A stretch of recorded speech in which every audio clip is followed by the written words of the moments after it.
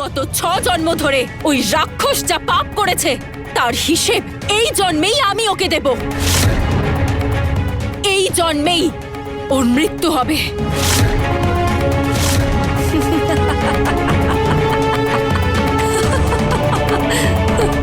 কিছু কিছু মানুষ একটা রাত্রি স্বপ্ন দেখে, আর কিছু কিছু মানুষ সারা বছর ধরে দেখে। তারা স্বপ্নের ওপরেই বেঁচে থাকে, তাদের জীবনটা স্বপ্ন দিয়েই কেটে যায়। আর তুমি এত জন্ম ধরে স্বপ্নটা দেখছো আর সেখানেই পড়ে আছো। আমার ছেলেকে ধ্বংস করার তোমার এই স্বপ্ন স্বপ্নই রয়ে যাবে, আর এই জন্মেও সেই একই জিনিস হবে। নাগমণি আমরা হাসিল করে ছাড়বো, আর আমার ছেলে তোমার চোখের সামনে অর্জুনকে শেষ করে ফেলবে।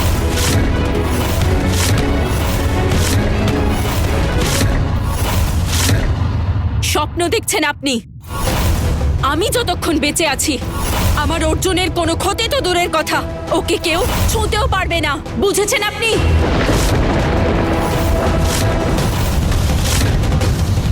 ওই বিশ্বাসেই থাকো। হ্যাঁ, বিশ্বাস করি, আর সেটাই আমার শক্তি। কারণ আমি আপনার মতো স্বার্থপর নই। আমি নিরীহ মানুষের প্রাণ নিয়ে আপনাদের মতো খেলা করি না। অর্জুনকে বাঁচাতে যদি আমাকে নিজের প্রাণও দিতে হয় তাহলেও আমি একবারও ভাববো না, আর সেইটা আপনি জেনে রাখুন। সুনেত্রা, চিৎকার করছেন কেন?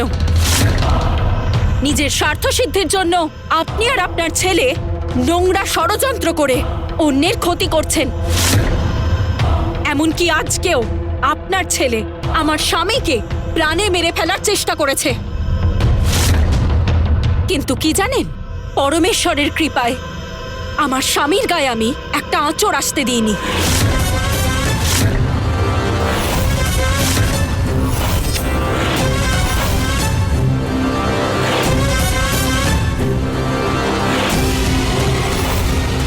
আমি সুনেত্রা প্রতিজ্ঞা করছি, ওই রাক্ষসকে মেরে আমি পরমেশ্বরের আদেশ যেভাবেই হোক পালন করব।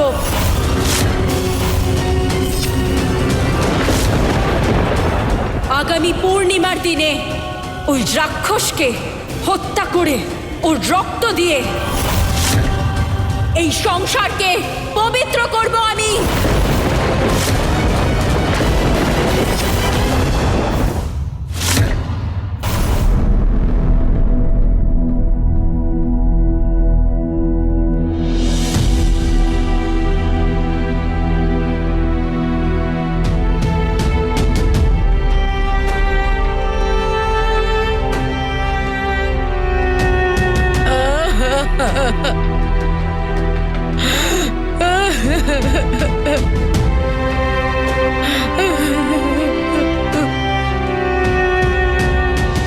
আমি দাদার এই অবস্থা সহ্য করতে পারছি না।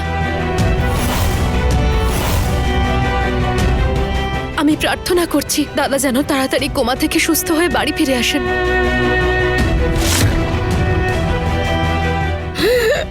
আমার ছেলে কোনোদিন কারোর ক্ষতি করেনি।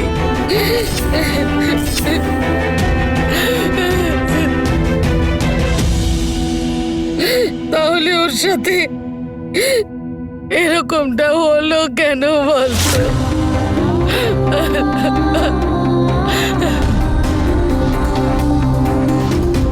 দাদাকে এই অবস্থায় দেখে আমার মাথায় কিছুই আসছে না এই মুহূর্তে।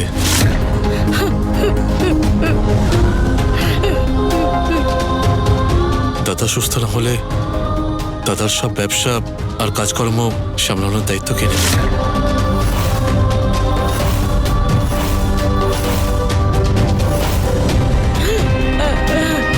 আমার ছেলের যাই হোক না কেন আমাদের তো খেয়াল রাখতে হবে।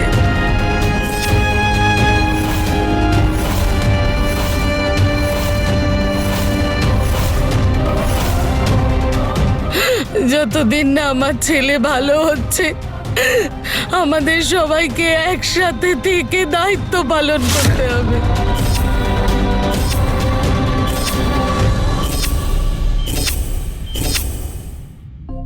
যখন ও কোমার থেকে বেরিয়ে আসবে তখন যেন ওর মনে না হয় এটা ওর পরিবার নয়, ও যেন গর্ব হয়।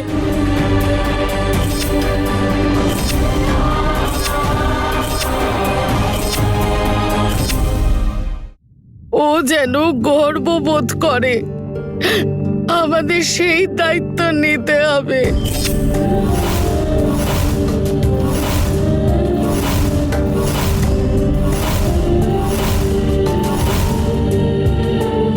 ও আবার ভালো হয়ে গেলে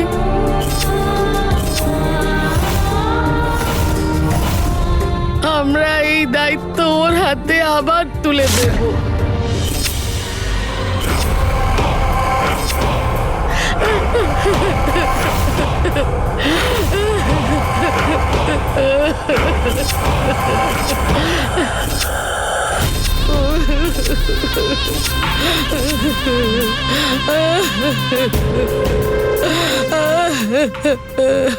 ওঠো, এভাবে ভেঙে পড়ো না, এদিকে এসো।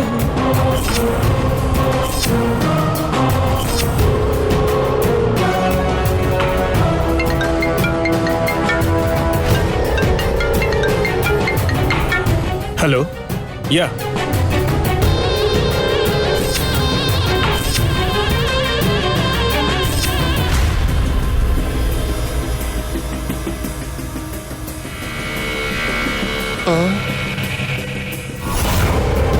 শোনো শোনো না। আচ্ছা, দাদা না থাকলে তুমি বলেছিলে এটা করবে সেটা করবে, হ্যাঁ? কিন্তু এখন যখন দাদা নেই তাহলে এখন কেন কিছু করছো না? শোনো, এটাই হলো ভালো সুযোগ, যা করার এখনই করে ফেলো। কি বলছো কি? দাদা এখন অসুস্থ। এই অবস্থায় যদি আমি বলি যে আমি ব্যবসার বাকি সব সামলে নেব, তাহলে সবাই আমাকে সন্দেহ করবে। তাছাড়া এই এস্টেট বিজনেস সবকিছু সামলানো মোটেও খুব একটা সহজ কাজ নয়। আমি পারবো না। তুমি যদি এরকম বলো তাহলে কি করে চলবে? মা তো বলেই দিয়েছেন আমাদের সবাইকে মিলেমিশে দায়িত্ব নিতে হবে। আরে শোনো, চলো।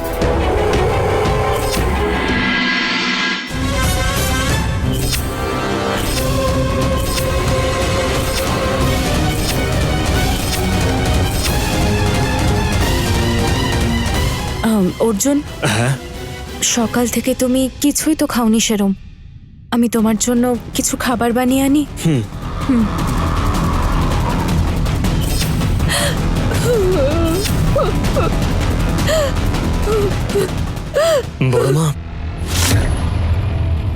বড় মা, তুমি চিন্তা করো না একদম। বড় বাবা তাড়াতাড়ি ঠিক হয়ে যাবেন, খুব তাড়াতাড়ি সুস্থ হয়ে যাবেন উনি। তুমি এভাবে অধৈর্য হয়ে পড়লে বাকিদের তুমি কি করে সামলাবে? এই বাড়িতে যে আজকাল কি ঘটছে কিচ্ছু বুঝতে পারছি না অর্জুন। কাল পর্যন্ত ভাবছিলাম কর্ণের কি হবে, এখন তোর বড় বাবার পরিস্থিতিটা দেখ। তুই দেখ বড় বাবার কি অবস্থা হলো এখন। এরপর তো আমাদের বাড়ির কারোর কিছু হতে পারে বল। তোমারও কি মনে হচ্ছে এসব কিছু সেই নাগিনীর জন্য হয়েছে? আরে নাগিনী ছাড়া আর কি হতে পারে তুই বল। কালকে যখন উনি সিঁড়ি থেকে পড়ে গেলেন তখন ওনার চোটটা দেখে সামান্য মনে হলো না। আমার তো মনে হয় কেউ ইচ্ছাকৃতভাবে আমাদের বাড়িতে এই সমস্ত অঘটন ঘটিয়ে চলেছে।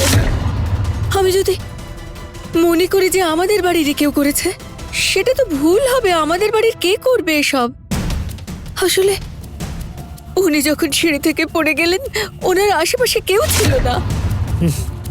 মনে হয় কেউ ওখানে এসে ওনাকে সিঁড়ি দিয়ে ঠেলে ফেলে তারপরে উধাও হয়ে গেছে। এসব নাগিনীরই কাজ। এইসব ছল চাতুরি শুধুমাত্র কোনো নাগিনী করতে পারে। যদি নাগিনী আমার প্রাণটা নিতে আসে তাহলেই সেটা ঠিক হবে। এই পরিস্থিতিতে কি করি বলতো বড় মা। অর্জুন, কি করি? বড় মা, তুমি একটু শান্ত হও। কি করব রে অর্জুন, পরিস্থিতি আমাকে ভাবতে বাধ্য করছে বাবা। অর্জুন, আমার মনে একটা সন্দেহ হচ্ছে জানিস। সন্দেহ? সেটা কি বড় মা? আমার কি মনে হচ্ছে জানিস বাবা, সবকিছু দেখে শুনে না মনে হচ্ছে সুনেত্রা এই সবকিছুর পেছনে রয়েছে জানিস। সুনেত্রা? তুমি এসব কি বলছো বড় মা? অর্জুন, সুনেত্রা তোর স্ত্রী, তাই এটা তো শুনতে খুব কষ্ট হচ্ছে বাবা, কিন্তু আমি কিন্তু সেরকম শাশুড়ি নই রে, যে শুধু শুধু বৌমাকে দোষারোপ করবে। একটা কথা আমি বলতে পারি, আমি দেখেছি জানিস, যখন আমাদের বাড়িতে কোনো অঘটন ঘটে যায় ঠিক তখন সেই সময় সুনেত্রা বাড়িতে উপস্থিত থাকে না।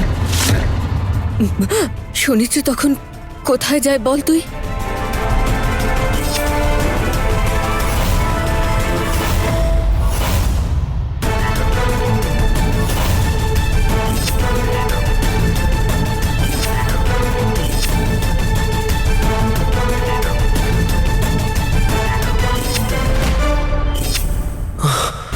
সুনেত্রা কোথায় গেল?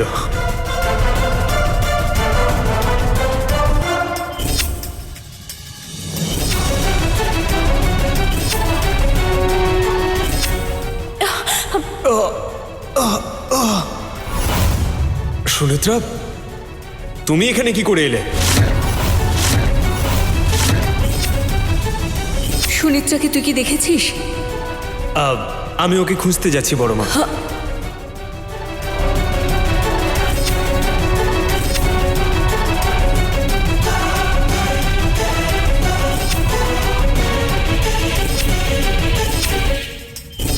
সুনেত্রা, তুমি এখানে এই ঘন জঙ্গলে কি করছো? বড় মা একদম ঠিকই বলছে, যখনই কিছু ঘটে সুনেত্রা বাড়িতে থাকে না। বেশ কয়েকবার তো আমি ওকে খুঁজে নিয়ে এসেছিলাম।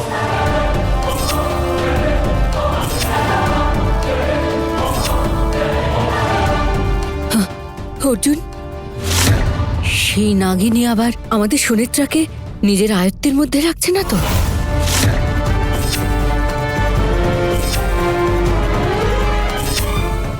আমার মনে হয় তোর বউ সুনেত্রাকে ওই নাগিনীটা ব্ল্যাকমেল করছে জানিস। তোর কি মনে হয় রে?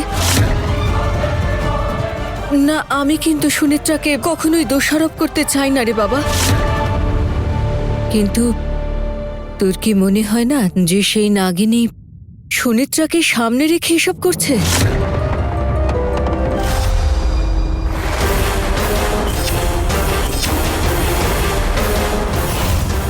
এরকম কিছু নয় বড় মা, ওই নাগিনীর সঙ্গে সুনেত্রার কোনো রকম সম্পর্ক থাকতে পারে না বড় মা। হ্যাঁ রে বাবা, ওদের মাঝখানে যদি কোনো সম্বন্ধ না থাকে সেটাই ভালো হয়। যদি শত্রু বাইরের হয় তাহলে তো কোনো সমস্যাই নেই, কিন্তু শত্রু যদি বাড়ির ভেতরে হয় সেটা খুবই ভয়ঙ্কর হয়ে ওঠে রে। যদি শত্রু বাইরের হয় তাহলে তো কোনো সমস্যাই নেই, কিন্তু শত্রু যদি বাড়ির ভেতরে হয় সেটা খুবই ভয়ঙ্কর হয়ে ওঠে রে।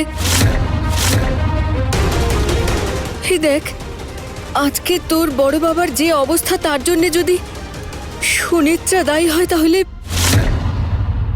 তোর কি সেটা ভালো লাগবে বাবা? বল।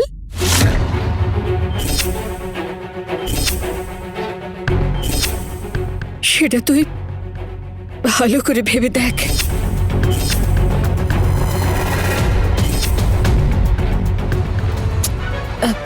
তুই এসব কথা ছেড়ে দে বাবা, ছেড়ে দে।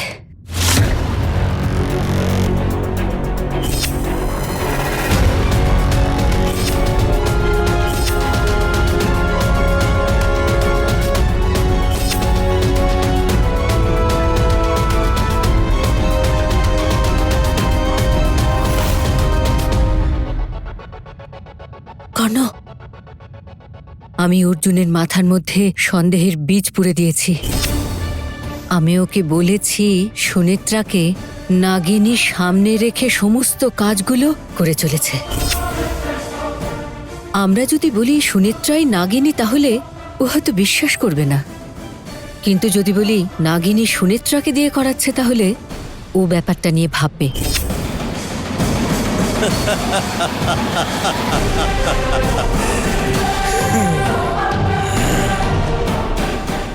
তুমি অসাধারণ মম। কোথা থেকে আসে তোমার মাথায় এইসব আইডিয়া? মাঝে মাঝে মনে হয় তোমার এই সমস্ত আইডিয়া না আমার শক্তির থেকেও অনেক বেশি কাজে দেয় মম। আমি যেটা ভেবেছিলাম তাহলে সেটাই ঠিক। কর্ণ, আমি এটা করেছি বটে, কিন্তু তুই এমন ভাবে ব্যাপারটা ঘোরাবি যাতে অর্জুন মনে করে সবকিছুর জন্য সুনেত্রাই দায়ী। এই প্ল্যানটা আমাদের সাকসেস করতে হবে যাতে অর্জুন সুনেত্রাকে ঘৃণা করে।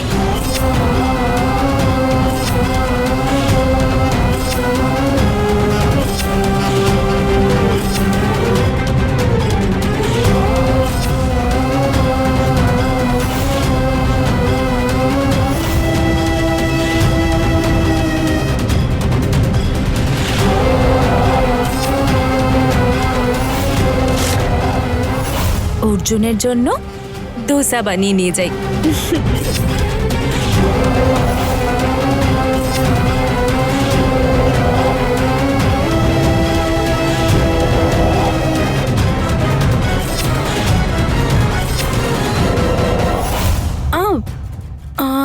কিন্তু রাউন্ড তো আমি ডেইলি বানাই, একটু স্পেশাল বানাই কি করে?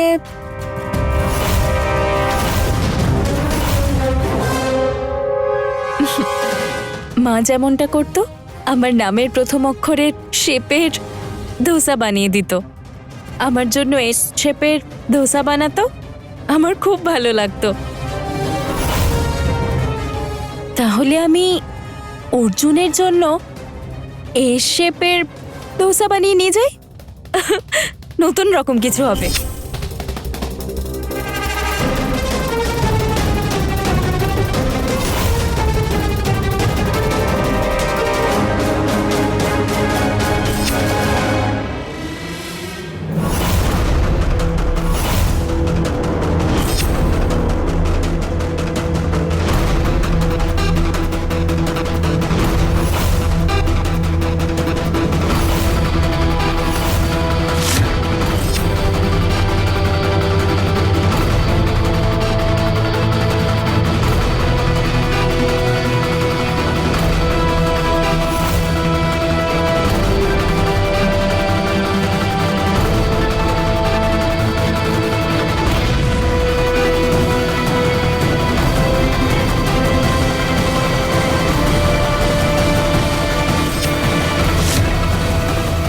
এবার যাও, সুনেত্রার খাবারের মধ্যে বিষ হয়ে মিশে যাও।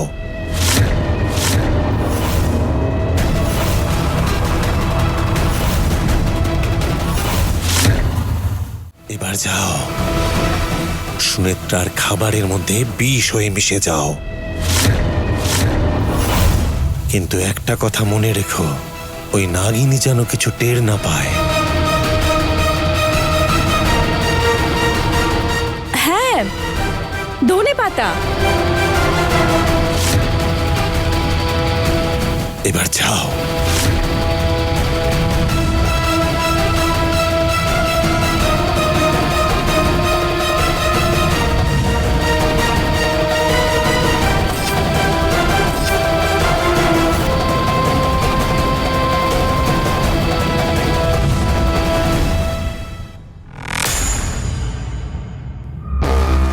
যাও সুনেত্রা, আর অর্জুনকে খাবার খাইয়ে দিয়ে তুমি এই পৃথিবীর মোহমায়া থেকে তাকে চিরকালের জন্য মুক্ত করে দাও। আমি তো নিরুপায় সুনেত্রা, কি করি বলো? এ ফর অর্জুন থেকে তো এখন এল ফর লেট, এটাই তোর শেষ পরিচয় হবে সুনেত্রা।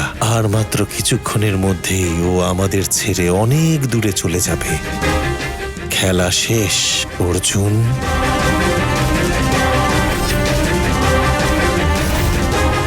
কর্ণ, মম, লেট অর্জুনের জন্য 2 মিনিট নীরবতা পালন করো।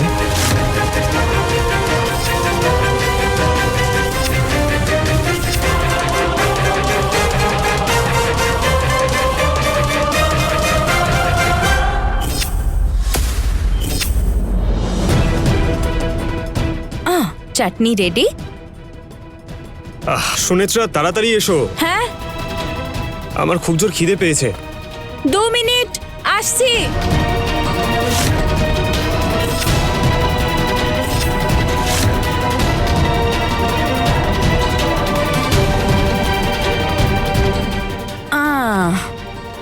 দেখো তো আমি তোমার জন্য স্পেশালি কি বানিয়েছি। ওয়াও, ডোসা, তাও আবার এ শেপের।